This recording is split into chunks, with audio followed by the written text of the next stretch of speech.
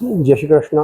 वसुदेवसुतं देवं कंसचाणूरमर्दनं देवकी परमानंदं कृष्णं वंदे जगद्गुरु।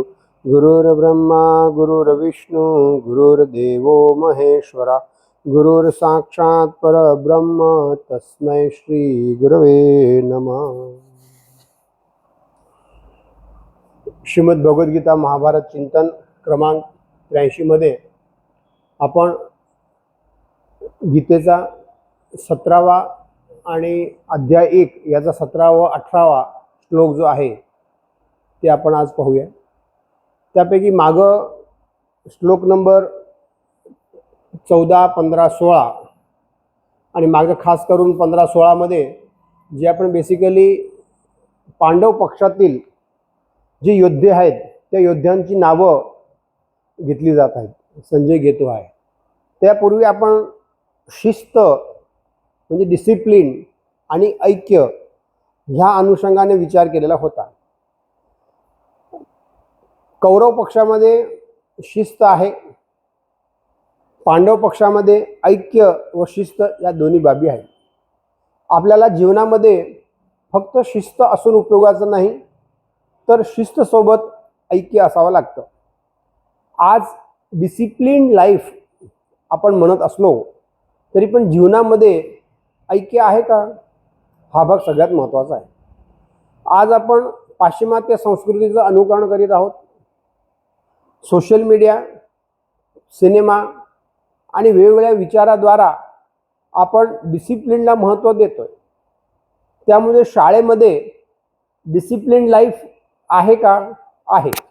कशा पद्धतीनं गणवेश एकसारखा आहे, बूट एकासारखे आहेत, दप्तर एकासारखा आहे, सिलेबस एकासारखा आहे, परंतु गुरु आणि शिष्य यामध्ये ऐक्य आहे का? पालक आणि संचालक ह्याच्यामध्ये ऐक्य आहे का? पाल्य आणि पालक, पाल्य आणि शिक्षक ह्याच्यामध्ये ऐक्य आहे का? लग्नामध्ये दोघेही एकसारखे लग्न, आता निघालेल्या फॅशनप्रमाणे पती पत्नी नवरा बायको कुठल्याही पार्टीमध्ये गेले की सेम एकसारखे कपडे नेसतात, परंतु त्याच्यामध्ये खरोखरीच मानसिक एकरूपता आहे का फक्त कपड्यातच आहे? सांगण्याचं तात्पर्य, आज आपण डिसिप्लिन असल्याचे दाखवतो, परंतु खरोखरच शिस्त हे कशावरती आधारित आहे तर ऐक्यावरती। जिथे ऐक्याला प्राधान्य दिलं जातं तिथं शिस्त ऑटोमॅटिकली येते। शिस्त म्हणजे फक्त बाह्य दिखावा नाही आहे किंवा बाह्य कारण नाही आहे, तर शिस्त हे आंतरिक शिस्तची जे ऐक्य असलं की ऐक्य असेल तर मग शिस्त हे आंतरिक शिस्ताचा परिणाम आहे। माझ्या आत पती पत्नीमध्ये एक प्रकारचं ऐक्य असेल तर ऑटोमॅटिकली त्याच्या जीवनामध्ये शिस्त येते। शिष्य आणि विद्यार्थी ह्याच्यामध्ये ऐक्य असेल तर ऑटोमॅटिकली त्याच्या जीवनामध्ये शिस्त येतीच। पिता आणि पुत्र, पुत्री आणि आई ह्याच्या जीवनामध्ये ऐक्य असेल, घरामध्ये सुसंवाद असेल तर त्या घरामध्ये शिस्त ऑटोमॅटिकली येते। शिस्तमध्ये कुणी काय करावं, कशा प्रकारे करावं ह्याला महत्त्व नाही आहे, पण जे कोण करेल ते आमचं श्रेष्ठ आहे तिथून सुरुवात करणार। ह्या दृष्टिकोनातून आज घरामध्ये तू कर, भाई भावंड, भाऊ आणि बहिणीमध्ये भांडणं आहेत। पती पत्नीमध्ये तू इतकं कमवतोस, मी इतकं कमवते, मला जास्त महत्त्व मिळालं पाहिजे, हा एक इगोइस्टिक अप्रोच निर्माण झालेला आहे। हे का बरं? डिसिप्लिन लाईफ आपण स्वीकारतो, ऐक्य कमी कमी होत चाललेलं आहे। म्हणून श्रीमद भगवद्गीतेच्या पहिल्या अध्यायामध्ये आपण या समाजामध्ये आज आपल्याला युद्धाच्या सामोरं जायचं आहे। वेगवेगळ्या प्रकारची युद्ध आहे।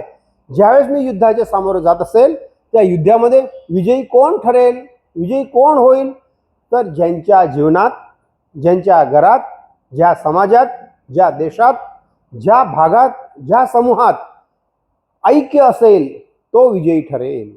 हा भाग सगळ्यात महत्त्वाचा आहे, कारण ऐक्य असलं की शिस्त ऑटोमॅटिकली येते। आणि त्या दृष्टिकोनातून आपण बघत असताना पांडव ह्या पक्षामध्ये ऐक्य आहे. श्रीकृष्ण कोण आहे? एक ड्रायव्हर आहे, एक सारथी आहे, पण तो प्रथम शंख वाजवतात, बाकी सगळे त्यामागं वाजवतात. त्याचप्रमाणे म्हणून हे जे आपण म्हटलो की कौरव पक्षामध्ये सरसेनापती पितामह भीष्म हे शंख वाजवतात, शिस्त नियमाप्रमाणे जे सरसेनापती असतात ते वाजवतात आणि त्यांच्यानंतर बाकी सगळे वाजू शकतात. म्हणून त्यांचं फक्त वर्णन केलेलं आहे, तदनंतर कोणाचंही वर्णन केलं नाही. तर मोठा आवाज झाला ह्या प्रकारे सांगितलेला आहे. पण या ह्याच्यामध्ये पांडवकडं अगोदर कृष्ण, त्यानंतर युधिष्ठिर, त्यानंतर अर्जुन, त्यानंतर भीम आणि आता इथं आहे काश्यश, आणि त्यानंतर मग सहदेव, नकुल, आणि त्यानंतर जे पुढचे जे आहेत काश्यश्च परमेश्वास, शिखंडीच महारथा, दृष्टद्युम्नो विराटश्च, सात्यकीश्चा पराजिता. 2 श्लोकमध्ये 6 जणांनी जे शंख वाजवलं ते पाहिलं. आता 17व्या श्लोकमध्ये काशीराजा परमेश्वासा, काशीराजाला परमेश्वासा म्हणून उद्भवलेला आहे, म्हणजे संबोधलेला आहे, सांगितलेला आहे. परमेश्वासा, परम अधिक ईश्वासा, म्हणजे इशू म्हणजे बाण, जो श्रेष्ठ धनुर्धर आहे त्याला परम ईश्वासा म्हणून सांगितलेलं आहे. काश्यश्च परमेश्वर, काश्यश्च म्हणजे काशी राजा. त्यानंतर मग शिखंडीच महारथा. आता इथं जे आहे हे 7व्या पक्षात आहे, 7व्या स्थानी आहे. आणि नंतर शिखंडीच महारथा, महारथी असा श्रीखंडी तो 8व्या स्थानी शंख वाजवतो. त्यानंतर दृष्टद्युम्न विराटश्च, सात्यकीश्चा पराजित. दृष्टद्युम्न सेनापती, तो सरसेनापती होता, त्यामुळे तो 9वा शंख वाजवतो दृष्टद्युम्न. आणि त्यानंतर मग आपला सात्यकी, विराट, आणि त्यानंतर मग सात्यकी. ह्या ह्याच्यामध्ये 5 जणांची नावं जी दिलेली आहे ते शंख वाजवलेली आहेत ते. आता त्या काशी राजा ह्याची गोष्ट आपल्याला माहिती आहे. आता काशी राजाचं वय किती असणार आहे ते आपण विचार करायचा. कारण काशी राजाची ज्या मुली होत्या अंबा, अंबालिका आणि अंबिका, या तिघींचं स्वयंवराच्या वेळेस पितामह भीष्मानी त्यांचे 2 विचित्रवीर्य आणि चित्रवीर्य त्या भावांची लग्न करण्यासाठी ह्यांचं अपहरण केलेलं होतं. हे आपल्याला आपण मग पाहून गेलेलं आहे, बघितलं, त्यामुळे आपण ते डीपमध्ये जात नाहीये. पण ह्या ज्या काशी राजा जो आहे, काशी राजानी श्रेष्ठ धनुर्धर आहे, आणि काशी राजा ज्या 3 मुली आहे तो कोणाच्या पक्षाने आहे? पांडव पक्षात आहे. ज्यावेळेस आपल्याला माहिती आहे, आपण तो डीपमध्ये चर्चा केलेली होती, अंबालिका आणि अंबिकाचं ज्यावेळेस मग पितामह भीष्माने अपहरण केलं, ते मोठं युद्ध झालेलं होतं. आणि ह्या मुलीचं त्यांनी अपहरण करून काशी राजा जे आलेलं होतं, तरी ते धर्माच्या बाजूने पांडवाच्या कडेनं ते युद्धासाठी उभारलेले आहेत. आता काशी भीष्मस्य चित्रवीर्य आणि विचित्रवीर्यासाठी अपहरण केलं होतं आणि धर्मासाठी ते युद्ध करत होते. म्हणून काशी राजा हे भीष्मापेक्षा पण मोठे होते. पितामह भीष्माचं वय 183 वर्ष होतं युद्धाच्या वेळेस. त्यापेक्षा मोठे म्हणजे जवळजवळ 200 वर्षापेक्षा जास्त, 200 वर्ष समजू. इन ॲव्हरेज जे युद्धामध्ये जे योद्धे होते, भगवान कृष्ण म्हणा, पांडव म्हणा, कौरव, सगळ्यांचं 90 ते 100च्या आसपास सगळ्यांची वय होती त्यावेळेस. आणि त्या सगळ्यांचे त्या वयात ती लोक इतक्या उत्साहानं लढण्यासाठी आलेले होते. 5 पिढ्या त्या युद्धात समाविष्ट झालेल्या होत्या. अगदी म्हणजे 5, थोडक्यात हे काशी राजापासून ते 5वी पिढीपर्यंत, अभिमन्यू हा जवळजवळ 5व्या पिढीपर्यंत येऊ शकतो. अभिमन्यूपर्यंत हे सगळे त्या युद्धामध्ये सहभागी झाले. 5 पिढी त्या युद्धामध्ये सहभागी होते. आणि त्या दृष्टिकोनातून काशी राजा. त्यानंतर शिखंडी महारथा तो 8व्या स्थानी. आता इथं शिखंडीबाबत जे आहे बऱ्याच गैरसमजुती आहेत. म्हणजे तो तृतीयपंथी होता आणि स्त्री असलेले त्याच्याविरुद्ध भीष्म लढले नाही, आणि भीष्म लढले नाही म्हणून ते मृत्युमुखी गेले आणि थोडक्यात कौरव हारले, हे आपण बघतो आहे. परंतु शिखंडीचं जे बेसिकली आहे, जर शिखंडी जर आपण विचार केला तर खरोखरी शिखंडी कोण होता हे थोडीशी त्याची पार्श्वभूमी आपण विचार केला तर आपल्याला समजून येईल. ह्या ज्या अंबालिका आणि अंबिका, त्यापैकी ह्या तिघींचं अपहरण केलं होतं पितामह भीष्माने. त्यापैकी जी अंबिका होती, अंबिका दुसऱ्या शालो म्हणून राजाची मनोमन प्रेम करत होती. म्हणून ज्यावेळेस पितामह भीष्माने तिचं अपहरण करून तिला आणलं त्यावेळेस ती सांगितली, मी मनापासून तिला वरलेला आहे, तिला मी प्रियकर मानते आहे, त्यामुळे मी इथं राहू शकणार नाही. तो पितामह भीष्माने सांगितलं, ठीक आहे तू जा. मग त्यावेळेस अंबिका तिथं तिच्या प्रियकरकडे गेली. त्यावेळेच्या प्रथेनुसार ते जे शाल्य त्याचा प्रियकर होता शाल्व, त्यांनी म्हटले मी काय तुझं स्वीकारू शकणार नाही, कारण अपहरण ते पितामह भीष्माने केलेलं आहे आणि तत्कालीन त्याचे जे काय असतील त्याप्रमाणे तू त्याच्यासोबत राहा, मी तुझा स्वीकार करणार नाही. त्यामुळे ती जो त्याचा प्रियपर म्हणजे ती ज्याच्यावरती प्रेम करत होती त्यांनी त्याला नाकारलं. आणि त्यानंतर पुन्हा ते पितामह भीष्माकडे आले. ते म्हटले ते नियमाप्रमाणे तुम्ही माझं अपहरण केलेलं आहे म्हणून तुम्ही माझ्यासोबत लग्न करा. पण पितामह भीष्म म्हटले मी तुझ्यासोबत लग्न करू शकत नाही, कारण मी प्रतिज्ञा घेतलेली आहे की मी आज जीवन म्हणजे लग्न करणार नाही. मग तर तिथून त्याचा जो वाद सुरू झाला आणि कारण आणि अंबिकाला राग आला भीष्माचा. तिचा आग्रह होता काही करून, कारण तुम्ही माझं अपहरण केल्यामुळे माझा प्रियकर मला नाकारतोय, त्यामुळे मी घर का न घाट का, मी तो मला स्वीकारत नाही आणि तुम्ही मला स्वीकारत नाही आहे आणि मी चित्रवीर आणि विचित्रवीर सोबत लग्न करू शकत नाही, कारण तुम्ही मला अपहरण करून आणलेलं आहे. हे तिचा तात्विक वाद त्यांनी त्या ठिकाणी निर्माण केला. आणि तात्विक वादापैकी जी काय पितामह भीष्म स्वतःच्या प्रतिज्ञेशी अविचल होते, म्हणजे आणि कुठल्याही प्रकारे स्वतःची प्रतिज्ञा मोडण्यास ते तयार नव्हते, ते आपल्याला माहिती आहे की जे प्रतिज्ञा असावी तर भीष्मासारखी भीष्म प्रतिज्ञा आजही आपण म्हणतो आहोत. त्यामुळे त्या बाबी ते शक्य नव्हता. शेवटी अंबिकाला पितामह भीष्माला मारण्यासाठी आणि तिच्यामुळं मग त्यांच्यामुळं तिचं संपूर्ण आयुष्य संपूर्ण पुढचं जे जीवन आहे ते राख रांगोळी झाली हे तिला वाटलं. म्हणून पितामह भीष्माला मारण्यासाठी वेळोवेळी वेगवेगळ्या ठिकाणी जाऊ लागली. परशुरामकडे गेली. परशुरामने ह्या सगळ्या गोष्टी सांगितल्या परशुरामाला. परशुराम म्हणजे पितामह भीष्माचे गुरु. परशुरामाला सगळ्या गोष्टी सांगितल्यानंतर मग परशुरामाने म्हटलं इथं येऊन याप्रमाणे पितामह जे काय आहे भीष्माला सांगितलं ही जी स्त्री आहे ते तू नाकारल्यामुळं दरोदरी भटकत आहे, तर तू त्याचा स्वीकार कर आणि त्याच्यासोबत लग्न कर. पितामह भीष्म म्हटले ती ज्यावेळेस मी आपण करून आणलं त्यावेळेस तिने सांगितल्याबरोबर मी त्याला स्वतंत्र केलं होतं, मुक्त केलं होतं, तू तुझ्या प्रियकडे कर जा. नंतर प्रियकराने त्याला स्वीकारलं नाही, त्यामध्ये माझा दोष नाही आणि मी काय करू शकत नाही. आणि आपल्याला माहिती आहे माझी प्रतिज्ञा आहे, मी कुठल्याही प्रकारे तुझ्यासोबत लग्न करू शकत नाही. आता त्यानंतर मग परशुराम आणि पितामह भीष्माचा संवाद आहे, बराच सुंदर संवाद आहे. किंकर्तव्य मूळ स्थिती. इथं एक धर्म होता, तिकडे दुसरा धर्म होता. गुरु समोर लढायचं होतं आणि इथं पितामह भीष्माची प्रतिज्ञा होती, काही झालं तर मी प्रतिज्ञा मोडणार नाही. तिकडे परशुराम गुरु सांगत होते तू माझा शब्द नाकारतोस, त्यामुळे तुला माझ्या विरुद्ध लढावं लागेल. स्वतःची प्रतिज्ञा पाळण्यासाठी पितामह भीष्माने गुरुसोबत लढायचं स्वीकारलं. किंकर्तव्य मूळ स्थिती तिथं होती, मी काय करू काय नाही. जसं अर्जुन पहिल्या अध्यायामध्ये जसं आपण पुढे जाऊ की किंकर्तव्य मुळी दोन धर्म माझ्यासमोर आहे, तर मी त्याच्यासमोर काय म्हणून लढावं. जसं ते पितामह परशुराम हे त्यांचे गुरु होते, मग शिष्याचा हा धर्म होता की गुरु जसं सांगेल त्याप्रमाणे मी करायला पाहिजे, हे शिष्य धर्म होता. आणि त्याच वेळी त्याचा दुसरा क्षत्रिय धर्म सांगत होता की मी घेतलेली प्रतिज्ञा जी आहे मी प्रतिज्ञा आजीवन मोडणार नाही. ह्या दोन धर्मामध्ये ते अडकलेले होते आणि त्या धर्मामध्ये अडकले असताना ह्या सगळ्या गोष्टी त्याचा सुंदर संवाद आहे परशुरामजीचा आणि ह्यांच्या.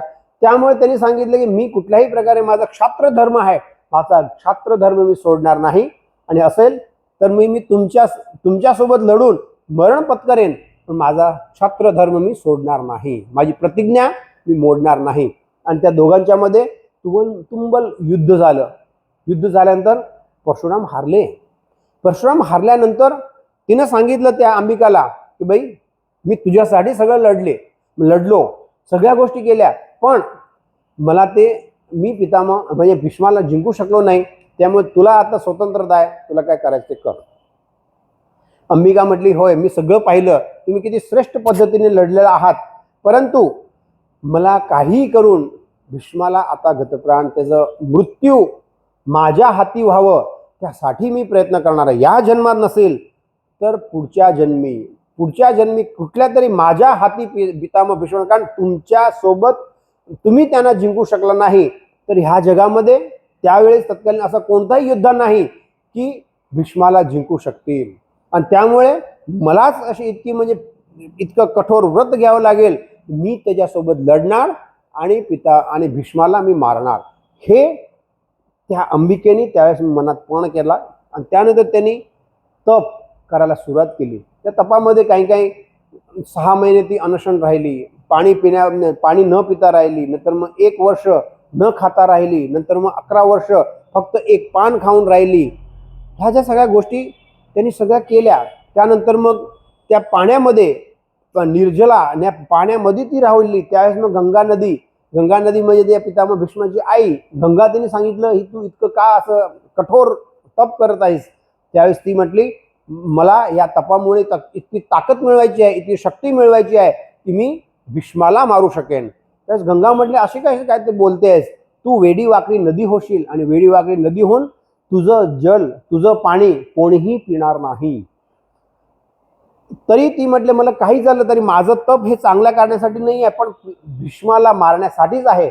नंतर ती मयत झाली. दुसऱ्या जन्मी ती वेडी वाकडी नदी झाली. नदीच्या रूपात ती वेडी वाकडी वेगवेगळ्या ठिकाणी तिचं पाणी वेड्या वाकड्या स्वरूपात जात होतं. त्या नदीमध्ये मोठमोठे मगर आणि असे मोठमोठे जीव होते की कोणीही त्याचं पाणी ग्रास करत नव्हते, पाणी पित नव्हते. त्यानंतर मग ती नदी सुकली आणि नंतर मग पुन्हा दुसऱ्या जन्मी जी आली, त्यावेळेस ती जी आली ते कुणाकडं? तर शिखंडीचे आपला हे जे आहेत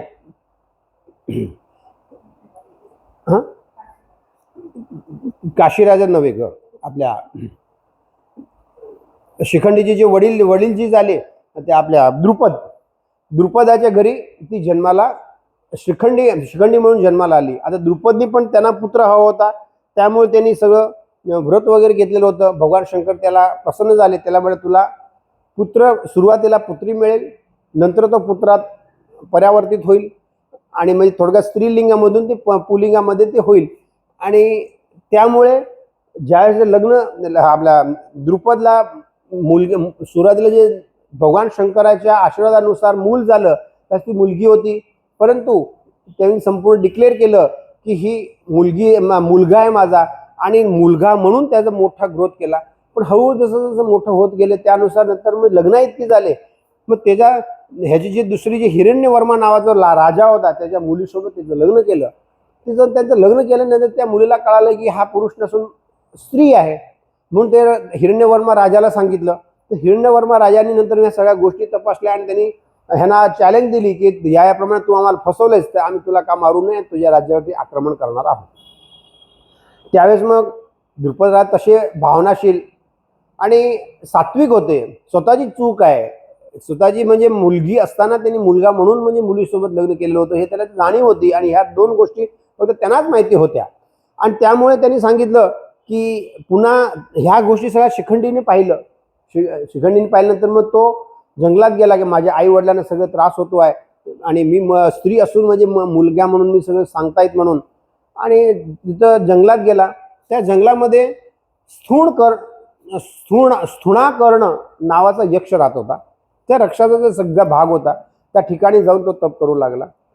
त्याच तप करू लागल्यावरती त्यांनी विचारलं, तू काय करतोयस? ते म्हटलं, असं असं सगळं झालेलं आहे आणि माझ्या आई वडिलांना शांती हवी आहे आणि तुमच्याला ते शक्य नाही आहे. बाकी या गोष्टी न सांगता ते म्हणले, माझे जे दुःख आहे ते कुणी हे करू शकणार नाही आहे, ते भागू शकणार नाही. तर यक्ष म्हटला, तू काळजी करू नकोस, मला तुझं दुःख सांग, मी ते कधी मला शक्य नसेल तरी पण ते दुःख तुझं मी दूर करेन. त्यावेळेस त्यांनी ठीक आहे म्हटले आणि त्या सगळ्या गोष्टी सांगितल्या की ह्याप्रमाणे आहे. त्यावेळेस तो यक्ष म्हटला, मला जरा अवघड आहे, त्रास मला होईल, परंतु ह्या त्रासामुळे माझं पुरुषत्व मी तुला देतो आणि तुझं स्त्रीत्व मी घेतो. आणि तुला जे राजा, जे मुलगीचे वडील हिरण्यवर्मा, आपला हिरण्यवर्मा ते आक्रमण करून येणार आहे, तोपर्यंत त्यांना सगळं म्हणजे आपलं पुरुषत्व दाखव, पुरुषत्व त्यासमोर प्रकट कर, म्हणजे ते ॲटोमॅटिकली तुमच्या राज्यावरती आलेलं संकट टळेल आणि त्यापर्यंत तुम्ही निघून जा. हे सगळं सांगितल्यानंतर शिखंडी पुरुष रूपाने परत आला. आणि त्याच्यामध्ये झाली होती बोलणी की ते झाल्यानंतर पुन्हा परत ये आणि ठराविक टायमिंग पुरतं, ठराविक कालापुरतं त्यांनी स्त्रीत्व आणि पुरुषत्वाची ते एक्सचेंज केलेलं होतं. थोडक्यात सेक्स एक्सचेंज आपण करतो, सेक्स चेंज, त्याप्रमाणे सेक्स एक्सचेंज केलं होतं. यक्षाने स्थूणाकर्णाने आपलं पुरुषत्व शिखंडीला दिलं, शिखंडीचं स्त्रीत्व त्या स्थूणाकर्माने स्वीकारलं होतं. योगायोगानंतर तिथं यक्ष म्हणजे कुबेर, त्यांचे राजा कुबेर आले. हा का बाहेर आला नाही, शोध घेतला असता समजलं की ह्याप्रमाणे त्याने स्त्रीत्व ह्याचं शिखंडीचं स्त्रीत्व घेतलेलं आहे, त्यामुळे त्याला समोर येऊ शकत नाही, त्याला लाज वाटते आहे. त्यानुसार म्हणजे कुबेरने सगळं बघितलं आणि त्याला शाप दिला की असं म्हणजे मोठ्यासारखं सगळं ज्या गोष्टी केलेल्या आहेत त्यामुळे तुला कायमचं स्त्रीतत्व राहील आणि तू स्त्री राहशील म्हणून. बाकी सगळ्यांनी त्यांना पुन्हा माफी मागितली. नंतर म्हटलं की शिखंडी जोपर्यंत मरत नाही मेल्यानंतर तुला पुरुषत्व प्राप्त होईल. थोडक्यात शिखंडीला कायमचं तो जोपर्यंत मरणार नाही जन्म त्याला ते पुरुषत्व मिळालं. शिखंडी परत आला झाल्यानंतर त्याने सगळ्या गोष्टी खऱ्या सांगितल्या. तोही खुश झाला. म्हटलं आता तुला कायमचं आता मिळालेलं आहे, जोपर्यंत तू जगशील तोपर्यंत तुला ते राहील, पुरुषत्व म्हणून राहील. भगवान शंकराची जी वाणी होती ती तिथं सफल झाली. जे वरदान होतं ते सफल झालं. तिथं भगवान शंकरांनी सांगितलं होतं की निसर्ग जे नियम आहे त्या निसर्ग नियमामध्ये मी इंटरफेअर करत नाही, तिथं दखलगिरी करत नाही. आज सगळ्यात महत्त्वाचा भाग जो आहे, आपण जे नशीब म्हणतो, नशिबात आपण जे नशीब आपल्या संचित कर्माचं आहे, संचित कर्मानुसार आपण ज्यावेळेस नशीब घेऊन येतो त्यावेळेस भगवान देखील त्यामध्ये इंटरफेअर करत नाही. अगदी रेअरेस्ट ऑफ रेअर केस असती त्यामध्ये कदाचित तो इंटरफेअर करतो. फक्त तेही कधी जर संस्कृतीच्या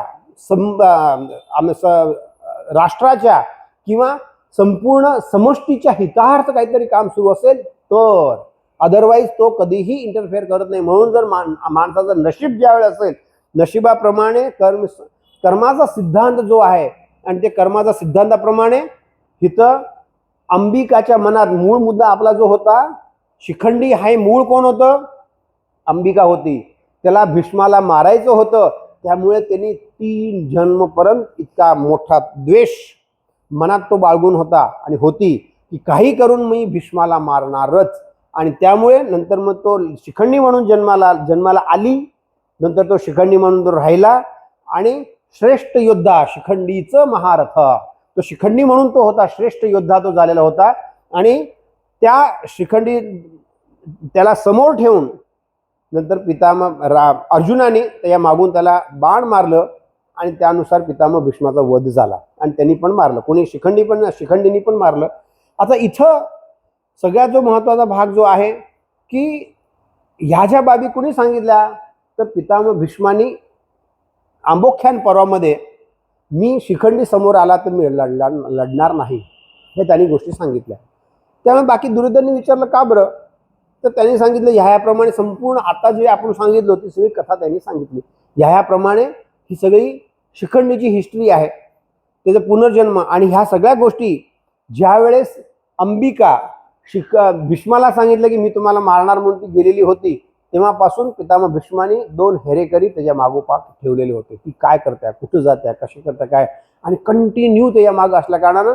आणि नंतर मग द्रुपदच्या राज्यामध्ये त्यांच्या असलेल्या हेरेकरीकडनं कळालं होतं की शिखंडी म्हणून जी मुलगी जन्माला आलेली आहे ती शिखंडी नसून ती मुलगाच आहे. त्याला त्या सगळ्या गोष्टी कळल्यात आणि त्यामुळे ती जन्मतः स्त्री असल्या कारणानं, नंतर लिंग परिवर्तन झालं असेल पण जन्मतः स्त्री असल्या कारणानं मी त्याच्या विरुद्ध लढणार नाही. हे प्रतिज्ञा सांगण्याचं तात्पर्य, कौरव पक्षामध्ये श्रेष्ठ योद्धे होते पण स्वतःच्या प्रतिज्ञेला महत्त्व देत होते. तेच इथं ज्यावेळेस शिखंडीला समोर उभा राहून तू लढायला पाहिजेस असं ज्यावेळेस पांडवांनी सगळ्यांना सांगितलं अर्जुनाला की तू शिखंडीच्या मागं उभा राहून भीष्मासोबत लढायला पाहिजे, तर अर्जुनाने स्पष्ट नकार दिला की मी असा काय हे आहे का, आपण म्हणतो का नाही थोडक्यात पोरकळ, किंवा नंतर मी योद्धा आहे, मी पराक्रमी आहे, पण मी समोरासमोर लढणार, बायकांच्या मागं उभा राहून मी लढणार नाही, मी बायकाला नाही आहे. हे असं ज्यावेळेस मी सांगितलं त्यावेळेस त्यांच्यात वाद सुरू होता पांडवात. भगवान कृष्ण आले, त्यांनी म्हटलं काय सुरू आहे. अर्जुन म्हटलं हे बघा हे सगळी लोक मला सांगतात शिखंडीच्या मागे उभा राहून तू भीष्मावरती प्रहार करायला पाहिजेस, भीष्मासोबत लढायला पाहिजेस. भगवान कृष्ण म्हटले होय बरोबर आहे आणि तू तसंच लढायला पाहिजेस. यस, त्याच्या विरुद्ध एक पण काकू नाही. त्यांनी जे सांगितलं ते स्वीकारायचं. स्वतःची इच्छा नसेल, स्वतःला वाटत असेल की मी शिखंडीच्या मागे उभा राहून माझा अपमान होत आहे, मला असं म्हणजे नैगुण्य होत आहे, तरी पण मी लढणार का. भगवंताने सांगितलं हे ऐक्य. ऐक्य काय शिकायचं आहे, तर पांडव का जिंकले, तर ह्यामुळे जिंकले. कौरव पक्षामध्ये श्रेष्ठ योद्धे असताना त्यांनी स्वतःच्या प्रतिज्ञेला महत्त्व दिलं, पण पांडव पक्षामध्ये श्रेष्ठ योद्ध्याने स्वतःच्या प्रतिज्ञेला महत्त्व नाही दिलं. तर मला आपल्याला काही करून धर्मयुद्ध आहे म्हणून धर्मयुद्ध जिंकायचं आहे, ह्या भूमिकेतून ही भूमिका होती. आणि त्या दृष्टिकोनातून ह्या गोष्टी, ज्या शिखंडीचं महारथ ह्या गोष्टी आपण पाहिल्या. कारण जे ध्येय आहे त्या ध्येयाच्या दृष्टिकोनातून आता पुन्हा कधी पाहूया, कारण वेळेचं आपल्याला बंधन आहे. त्यानंतर दृष्टद्युम्न सेनापती असताना तो 9वा आणि त्यांनी 9व्यांदा आपला शंख वाजवला. दृष्टद्युम्न हा जे होता संघनिष्ठता, तत्वनिष्ठता, प्रभुपरायणता आणि धर्मनिष्ठता ह्या ज्या आहे. कारण भगवंताची जी योजना होती, भीष्माला मारण्यासाठी त्यांनी शिखंडीला उभं केलं. त्यानंतर द्रोणाला मारण्यासाठी अश्वत्थामाला, कर्णाला कवच कुंडल काढून घेण्यासाठी इंद्र ब्राह्मण रूप घेऊन आलेले होते. आणि दुर्योधन गांधारीकडून वज्रलेप करून घेतलेला होता. परंतु ह्या ज्या बाबी आहेत, थोडक्यात जे म्हणून आपण जे सांगत होतो, जिथं ऐक्य असते तिथं भगवंत कशा प्रकारे नियोजन करतो आणि युद्ध जिंकण्यासाठी कशा प्रकारे कोणाला तो व्यवस्थित करतो. त्या ह्याच्यानुसार भीष्माला मारण्यासाठी शिखंडीला उभं केलं होतं. अश्वत्थामा द्रोणाला मारण्यासाठी अश्वत्थामा, जे युधिष्ठिरचं व्रत होतं की मी कधीही खोटं बोलणार नाही, परंतु नरो वा कुंजरो वा सांगितलं. त्यामुळे अश्वत्थामा मेला असं जे म्हटलेलं होतं, ते अश्वत्थामा जे मयत झाला तो हाती आहे का पुरा, नरो वा कुंजरो ह्या ज्या बाबी आहेत त्या दृष्टिकोनात तो शांत होता. अर्ध सत्य उच्चारलेलं होतं युधिष्ठिरनं. त्यानंतर कर्णाला पूर्ण माहिती होतं की माझ्याकडचं कवच कुंडल गेलं तर मी जिवंत राहणार नाही. ह्या गोष्टी माहिती असताना देखील दान श्रेष्ठ दान शूर कर्म श्रेष्ठ गुण होता त्यांचा. आणि त्या गुणाच्या पुढं इंद्र ज्यावेळेस आले अर्जुनाला वाचवण्यासाठी, कारण जर त्यामुळे इंद्र हे ब्राह्मणाचं रूप घेऊन आले होते. कर्णाला सगळ्या गोष्टी माहिती होत्या, तरी पण त्यांनी कवच कुंडल त्यांना दिले. आणि त्यानंतर वज्रलेप जे दुर्योधनाला अंतर्वस्त्रासाठी जो होता, कारण शेवटी ज्यावेळेस फक्त दुर्योधन जिवंत राहिलेला होता, बाकी सगळे कौरव मयत झाले होते.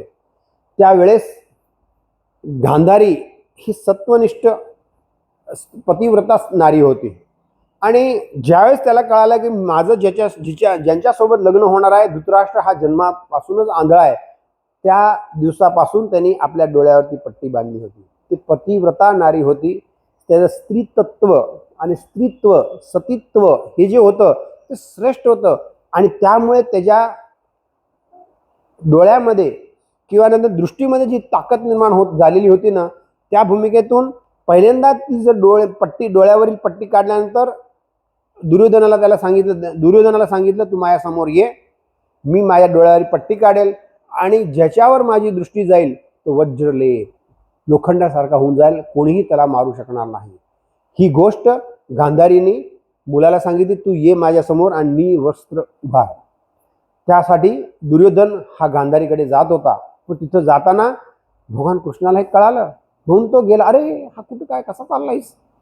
तो म्हटला मी असं आईकडे चाललोय. पण आईकडे जाणार असलास तरी पण असं कसं, आता तू लहान मुलगा राहिलेला नाही आहेस. लहान मुलगा असेल त्यावेळेस आता आपण निवर्स जाऊ शकतो. आता आणि आईकडे जात असताना पण किमान अंडरवेअर तर घालायला पाहिजे.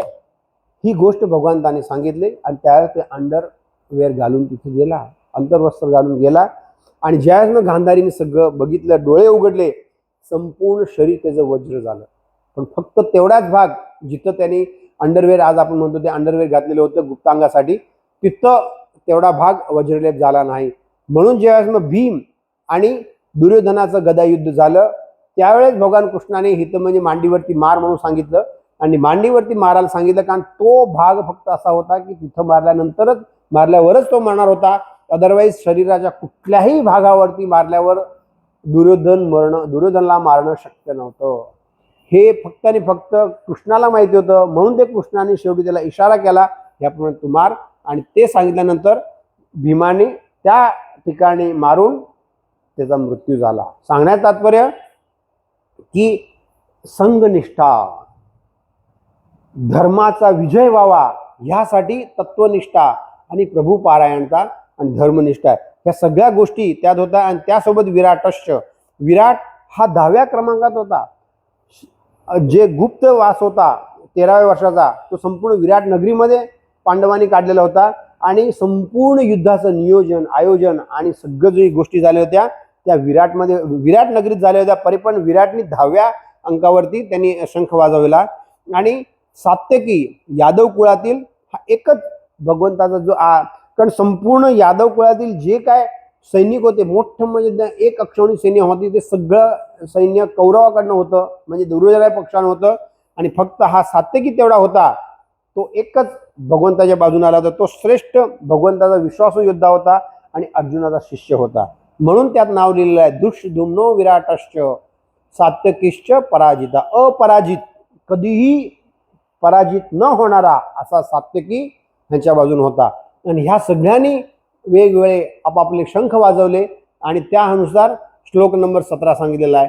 आता श्लोक नंबर जो 18 जो आहे, द्रुपदो द्रौपदयाश्च सर्वश पृथ्वीपते सौभद्रश्च महाबाहू शंखन दंभू पृथक पृथक, ते पुढच्या वेळेस आपण पाहू. कारण आपल्याला वेळेचं बंधन आहे, वेळेच्या बंधनानुसार ह्या सगळ्या गोष्टी आहेत. ह्या गोष्टी सांगायच्या होत्या की ध्येय, आजचं जे ध्येय आहे त्यामध्ये समजा school and teachers quality control, old age, cognitive health. शाळेमध्ये ज्यावेळेस म्हणजे शिष्य आणि गुरु यांचं एक इमोशनल बॉन्डेज असतं, ते त्याला वृद्धापकाळात उपयोगी पडतं. ह्या अनुषंगाने हा एक संशोधन आहे की पण आज शाळेमध्ये एकमेकांबद्दल प्रेम नसल्यामुळं नंतर त्याचं म्हणजे आफ्टर 60चं जे लाईफ आहे ते वेगवेगळ्या आजारांना ग्रस्त होत आहे. ते वेगवेगळ्या पाश्चिमात्य देशामध्ये त्या लोकांनी रिसर्च केलेले आहेत. त्या रिसर्चनुसार त्यांना असं संशोधनात सापडून आलेलं आहे की लहानपणापासून त्याचं जे बालपण आहे, त्याचं बाल्यावस्था जी आहे, ती बाल्यावस्थामध्ये कशा प्रकारे संबंध त्याची जुळून ठेवलेले आहेत. त्याचे संबंध आई वडिलांशी, आजांशी, आजींशी, बाकी वेगवेगळ्या नातवंडाशी, बाकी वेगवेगळ्या म्हणजे रिलेटिव्हशी आणि गुरुशी कशा प्रकारे इमोशनल बॉन्डेज आहे. आणि त्यामुळे सायकोलॉजिकली, न्यूरोलॉजिकली, फिजिओलॉजिकली ह्याप्रमाणे त्यांच्यामध्ये वाढ कशी आहे आणि त्याचा परिणाम आफ्टर 60, आफ्टर 70 त्यांना कशा प्रकारे होते. कारण 100व्या वर्षी ते सगळी लढायला तयार होते. आज आपण म्हणतो ते दिवस वेगळे होते, दिवस वेगळे नाहीत, आपण वेगळे झालेलो आहोत. आपण वेळेला बदललेलो आहे. सात्विक, आपण म्हणतो सतयुग कधी येईल, जर सतयुग आणणार असेल माझ्यापासून बदल, ह्या दृष्टिकोनातून आहे. आणि ध्येय, हेतू, लहानपणापासून शिक्षणामुळं मला एक ध्येय मिळाले पाहिजे, धर्माचं ध्येय, जीवनाचं ध्येय, मला काहीतरी करायचं आहे. हे ध्येय ज्यावेळेस मी लहानपणापासून मुलाला देईन तेव्हा कर्तव्यनिष्ठ, धर्मनिष्ठ, जागृत अशी प्रजा हे निर्माण होईल. आणि त्यासाठी आपल्याला श्रीमद भगवद्गीतेचा अभ्यास करायचा आहे. आणि तो अभ्यास करण्यासाठी शक्ती, बुद्धी ही लागतीच. शक्ती आणि बुद्धी आपल्याला भगवंताने दिलेलीच आहे, पण बुद्धी मी कशा प्रकारे वापरावी हे माझ्या हातात आहे. भोगासाठी का भावासाठी, नाशासाठी काय विकासासाठी, हे माझ्या हातात आहे. ते ठरवण्याचा अधिकार भगवंतानी आपल्याला दिलेला आहे. अधिकाराच्या या जगात तो अधिकार श्रेष्ठ पद्धतीने कशा प्रकारे माझं जीवन बनवू शकू यासाठी वापरू. आणि इतकं बोलून माझं भावपुष्प भगवंताच्या चरणी अर्पण करत आहोत. शक्ती आणि बुद्धी भगवंत दिलेला आहे.